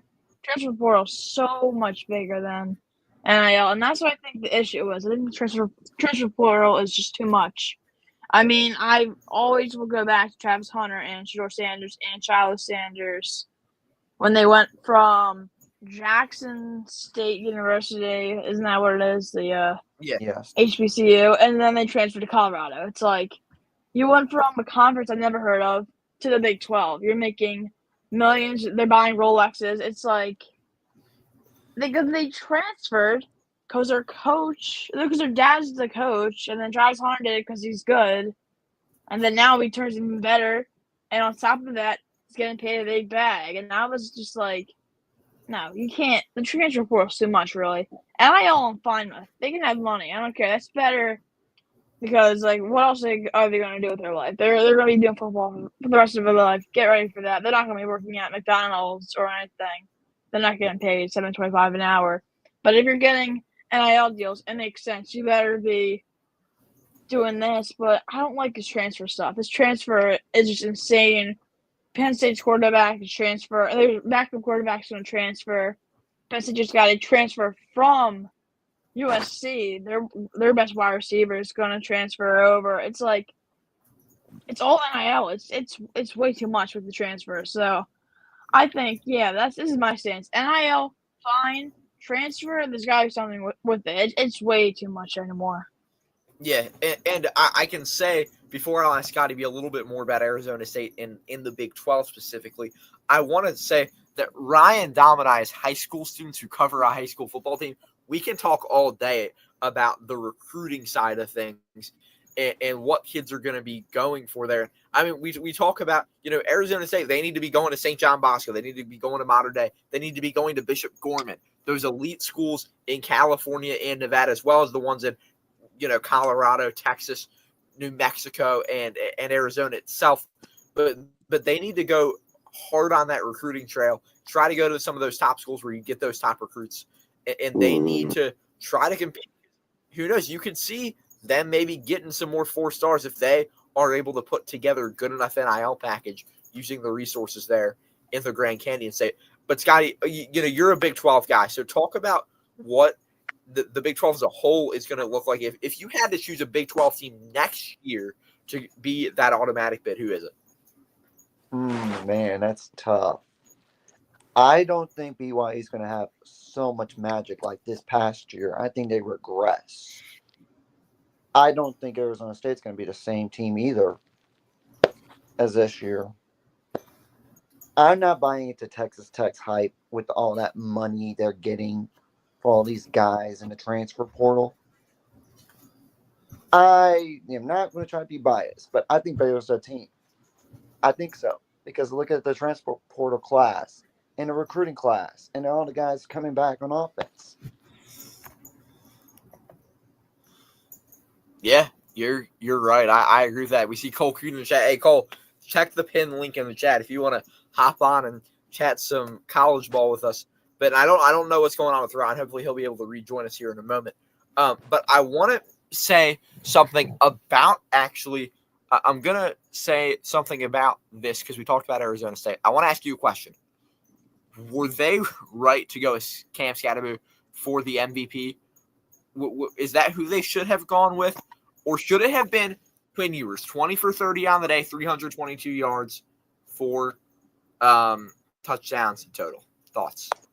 Man, that's tough. I would lean towards Scadaboo. He did more for his team than Ewers did for his. A little bit more. I agree with that.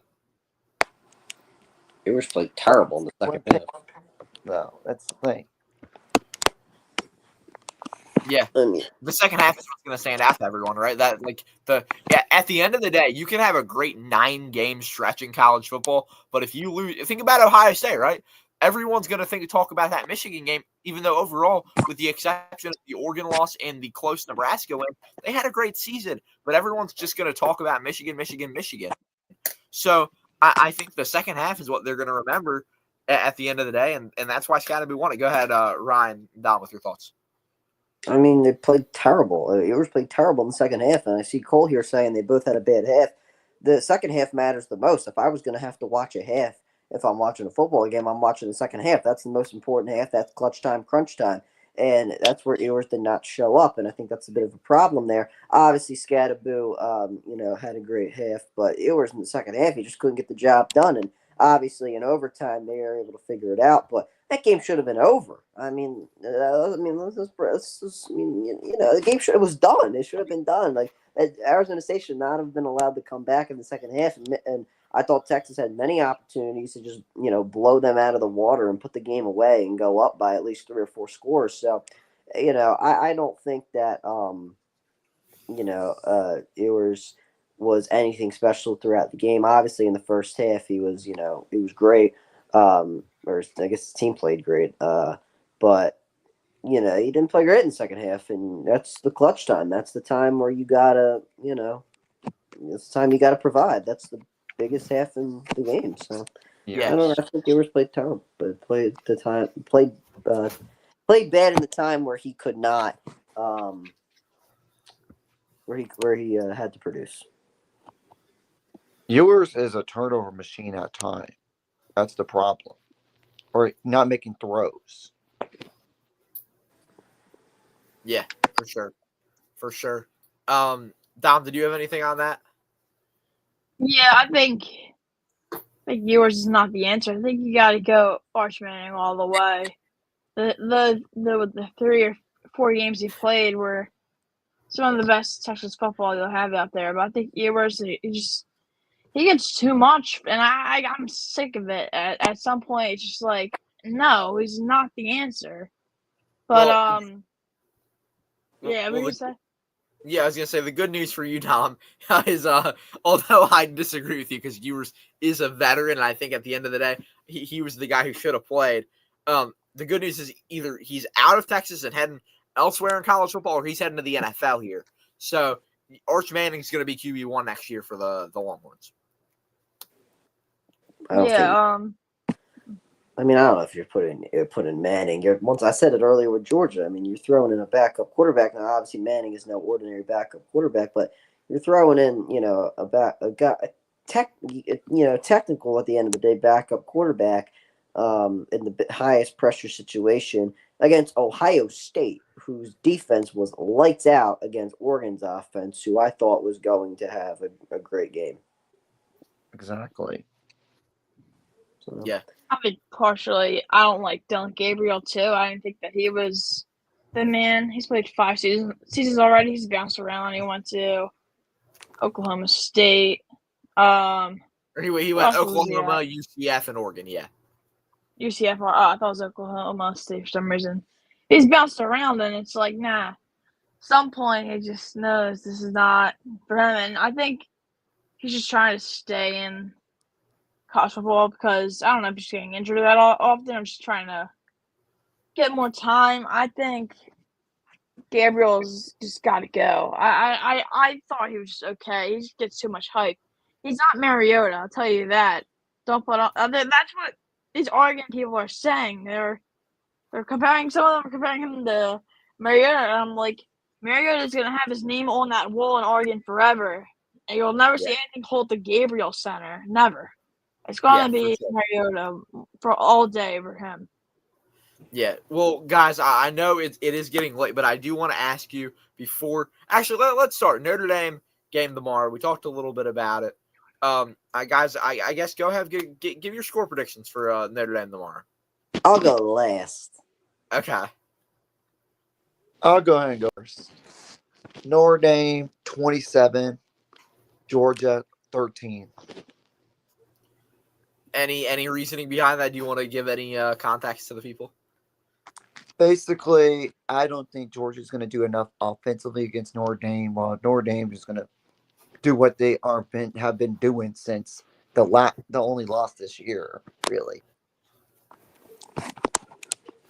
Cam, you want to go? Yeah, I got to root for Notre Dame because if Penn State plays next week, I know Penn State could beat Notre Dame. I definitely don't think they can beat Georgia at all. I think Georgia is just a different beast, and that's why I have winning. I think by far Georgia is just the dominant program, and their defense is what scares me more than anything else. So, yeah, I gotta go. I cannot pick Georgia really. I'll go Georgia, and then for the number game, it's going to be low scoring. You're right. So 24-23. We'll go really close, and it'll end on. Or no, we're giving up a bit. We'll go 27-24 because I think Marcus Freeman's not the best coach, and he'll ruin something in the last final seconds where Riley Leonard will probably have a bad play call and I'll just throw the game. That's what I think's gonna happen. And I guess I'm gonna go with what Cole Coon just said, which is no Beck, no W. I'm with that. I said no Beck, no win. I said that in earlier today and last night. I mean, it's that simple at the end of the day. Did Georgia's offense look okay? I know Dom, Ryan, and I weren't able to watch because we were watching a state championship game in Mechanicsburg during the second half of that Texas-Georgia game. But I think we can – I mean, did Georgia's offense look okay? Yeah, they looked fine.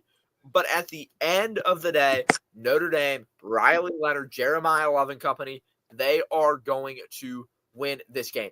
Georgia's defense is good. Year in, year out, they are one of the best in the country. That's why it's going to be low scoring. Notre Dame 24, Georgia 20. Ryan?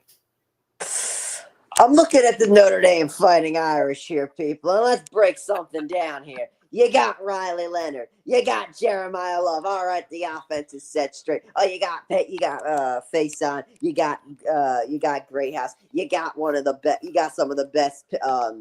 What do you call it?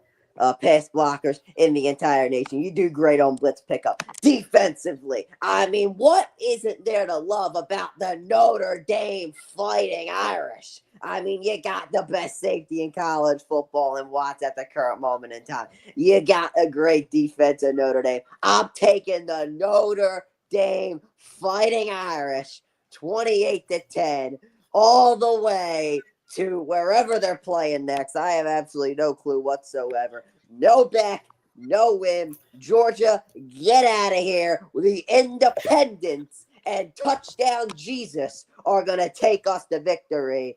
Woo! The Fighting Irish, baby. All right, we're going to get up for that one.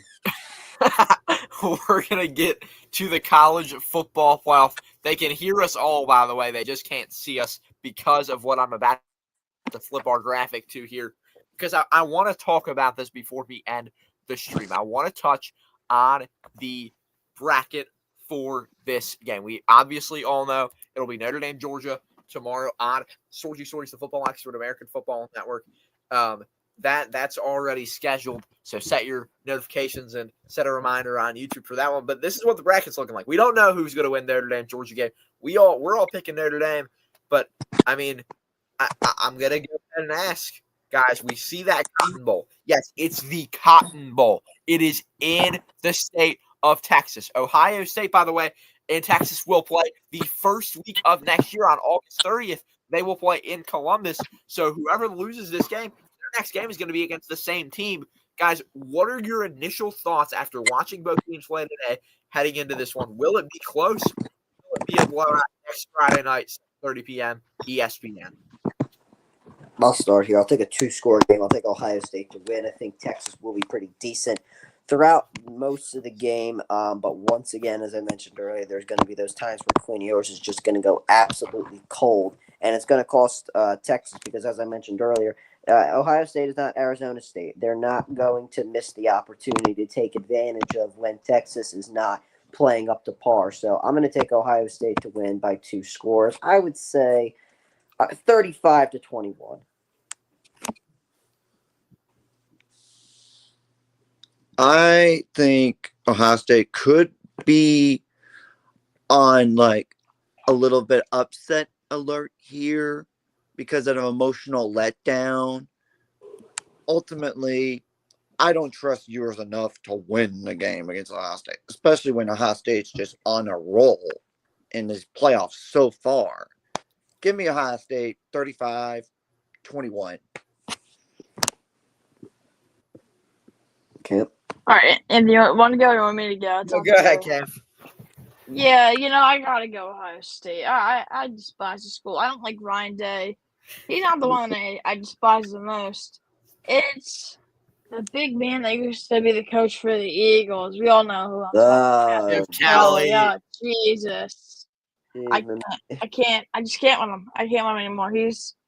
How about this? He was an Oregon guy. He almost gave us Marcus Mariota. The Eagles would have been horrible for the next 4 years, but thank God we were saved on that note. But anyway, Chip Kelly gets what he wants here, and so does Ryan Day. And Ohio State fans are going to be blessed by going to a national championship. Score-wise, it's going to be more than 10 points, I think, for an Ohio State victory. I think it's going to be 30 to 14. Hold on. 30-17 we'll do. 30-17 Ohio State goes to the championship. If this was at a neutral site, I think I would agree, but it's in the state of Texas. And I think that it's going to be closer because of that fact. But here's where Texas is going to struggle. The rushing game. Texas doesn't have that explosive rushing game that at least I couldn't really judge on Georgia's. I'm not an expert on Georgia's rushing game. But I can talk. We talked about how good Notre Dame, Ohio State, and Penn State's are. I mean, for Texas, they're going to struggle. I still think I agree that it's a 2-score game. I'm going to go Ohio State wins. I'm going to go. We'll go 31, or actually, I'll go 34-24. 10-point game. It's going to be somewhat competitive. But I think at the end of the day, it's just going to be – actually, I'll put it this way. I think Ohio State gets out to an early lead. Texas looks like they might have the chance to come back. Ohio State puts it away midway through the fourth quarter and punches their ticket from Dallas to Atlanta. Mm-hmm. All right. And we see Cole Kuhn before we head out. Cole Kuhn talking about Villanova Seton Hall in the chat. He just texted me. Villanova up 1. Seton Hall center Faith Masonius has had a buzzer beater facing away from the basket. So crazy finish on the women's side of things. Also, how about a big win for Louisville over North Carolina in ACC hoops? That's the win that Louisville's been waiting for a hot minute now. But guys, any final thoughts before we head out for the evening? Go Irish. It's going to be interesting in those semifinal games, potentially. But is it going to be I don't know. The Irish are the best team. I'll say they're the second best team remaining, but they're going to the national championship. Yeah, I hope they won. If my Nittany Lions will not be able to take down the force of the University of Georgia. That would just be putting us into a grave at that point. I don't think so. No, I think you guys would. I think Penn State. Oh no, Anthony, you won't believe how Penn State plays with that defense. Yeah, and no. They never get to the goal line, and then everyone's just gonna lose their mind. Franklin's going to be on the ground. It's going to no. Just don't even picture it. Don't even picture it. Just with the backup quarterback, I think Penn State's better. If I'm being honest. Absolutely. I'm grateful for you saying that, but they won't be. They just don't know how to play against teams like Georgia, Michigan. Michigan, they can't win against either, and thank God they didn't play them this year, or else they would have been like the 12th seed maybe. But I don't know. This gets me so worked up. It's annoying. Yeah. Touchdown Jesus is going to lead us to the championship. I see. Guys, before we head out, I don't want to choose. I don't want to have to choose between Penn State and Notre Dame. I probably would choose Notre Dame at the end of the day, but I don't want to have to choose. But at the end of the day, I still do want to see Notre Dame beat Georgia, but I really don't want to have to choose.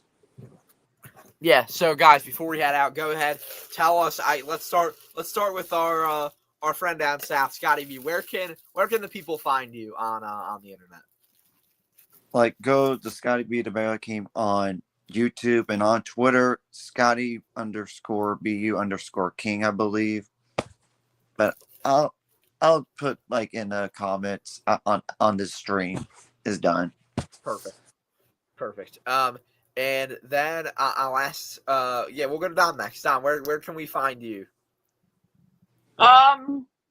Pretty much anywhere on WCP on YouTube. If I'm on a game, I'm also going to be on something else that I can't say right now. Instagram, obviously, not now. Our heads. Hey, WCP Instagram though. Please get that up to 1,000 followers. That's the goal before the end of January. I'll tell you that. But yeah, you can also find me on something else that we won't mention. Yeah, so we'll see. Yeah, I'll put it this way: that something else relates to WSJP. And I think we might be dropping it for the next game on Friday as well. Yeah. I think I wanted to drop it, so stay tuned for that. Yeah. Well, I think we're gonna be dropping it for that game. RTG, where can we see you? As George just mentioned, at Ryan the Great. You can see it right here. Search up Ryan the Great on YouTube, on Twitter at Ryan the Great RTG. I post primarily on there. My more personal Instagram at _ Ryan Sully, with an I and not a Y. And yeah, that's pretty much where you can find me. I'm also always on WSJP. Camp and I will be commentating a game. We'll be commentating the St. Joe's Prep versus Devon Prep on Friday at 7:00 Eastern time. And then I will also be on the thing that cannot be named with Camp. So that's where you can find me. Also, big announcement coming tomorrow on my YouTube channel. So make sure you guys go check that out. And Cole with the CR7 podcast. Oh yeah, the CR7 podcast, baby. I forget to mention the CR7 podcast is live. The latest edition of the CR7 podcast is live on my channel. Committed to the grind as well. Don't forget about that. Committed to the grind. That always, I'm everywhere. So make sure you go check all that out. Yeah, appreciate you guys being on. As for me, and also I'm gonna say this for anyone from the prep watching on Friday: pack the nest. Yes, that's for every game. Just always pack the nest. We need the house. We need the field house full a little bit more than we get it. So every game of the PCL is a big game, and looking to jump out to 1-0 on the year against Devon. But for me, linktree.com/StoryStories, and also WSJP on YouTube, WSJP on Instagram, WSJP other thing that I can't talk about quite yet. And then Also, shout out American Football Network and the Football Expert. Shout out to Shady Sports Network for hosting it. It's not on his channel, but appreciate him hosting us here on his StreamYard platform. So, folks, have a great night. I will see you tomorrow for the Sugar Bowl. As for the other guys, hopefully we will see you guys soon here on the World Wide Web and here on YouTube. Gentlemen, have a great night and go college football. Go Irish.